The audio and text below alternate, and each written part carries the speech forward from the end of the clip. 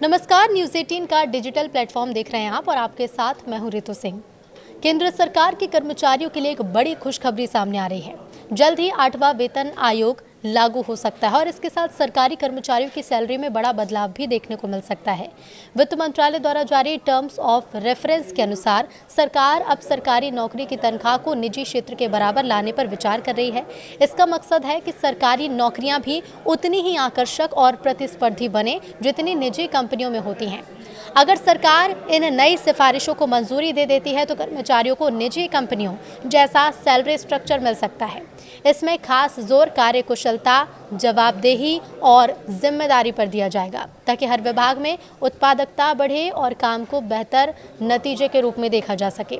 आयोग को बड़ी जिम्मेदारी सौंपी गई है। इस आयोग को ऐसा ढांचा तैयार करने की जिम्मेदारी दी गई है जो कुशल और प्रतिभाशाली लोगों को सरकारी क्षेत्र में काम करने के लिए आकर्षित करे। अब सरकार चाहती है कि सरकारी नौकरी को सिर्फ सुरक्षित रोजगार नहीं बल्कि एक ऐसा करियर माना जाए जिसमें तरक्की, अच्छे वेतन और विकास के अवसर हों। वित्त मंत्रालय के निर्देश के मुताबिक आयोग ये मूल्यांकन करेगा कि सरकारी विभाग में काम करने वाले कर्मचारियों के वेतनमान को किस तरह से निजी क्षेत्र के लेवल के करीब लाया जा सकता है, खासकर उन पदों के लिए जहां तकनीकी विशेषज्ञता या स्पेशलाइज्ड नॉलेज की जरूरत होती है। इसका मतलब ये हो सकता है कि आईटी, डेटा एनालिटिक्स, इंजीनियरिंग, विज्ञान और प्रशासन जैसे क्षेत्र के कर्मचारियों की सैलरी में बड़ा इजाफा हो सकता है।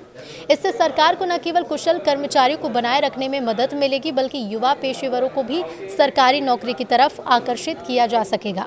रिजल्ट देने वालों को मिलेगा बड़ा इनाम। नया सैलरी स्ट्रक्चर ऐसा होगा जो रिजल्ट पर आधारित होगा, जिसमें कर्मचारियों को उनके प्रदर्शन के अनुसार इनाम और पदोन्नति मिलेगी। इससे सरकारी कामकाज का कल्चर और ज़्यादा आधुनिक और पारदर्शी बन सकेगा। प्राइवेट सेक्टर में भी इसी आधार पर पदोन्नति होती है और सैलरी में इजाफा होता है। सबसे खास बात यह है कि 8वें वेतन आयोग में परफॉर्मेंस बेस्ड बोनस सिस्टम की सिफारिश की जा सकती है, यानी कि अब हर कर्मचारी को समान वेतन वृद्धि नहीं मिलेगी बल्कि जो कर्मचारी मेहनत करेंगे और इनोवेशन दिखाएंगे उन्हें ज़्यादा मिलने की संभावना होगी। 7वें वेतन आयोग का फोकस सैलरी स्ट्रक्चर को सरल और संतुलित बनाना था, जबकि इस बार 8वां आयोग मेरिट और कंपटीशन पर आधारित ढांचा तैयार करने की दिशा में काम कर रहा है। अगर ये नया सैलरी स्ट्रक्चर लागू हो जाता है तो भारत में सरकारी नौकरी की छवि पूरी तरह से बदल सकती है। अब सरकारी नौकरी को सिर्फ स्थायी और सुरक्षित मानने की बजाय लोग इसे एक बेहतर, चुनौतीपूर्ण और सम्मानजनक करियर विकल्प के रूप में देखेंगे।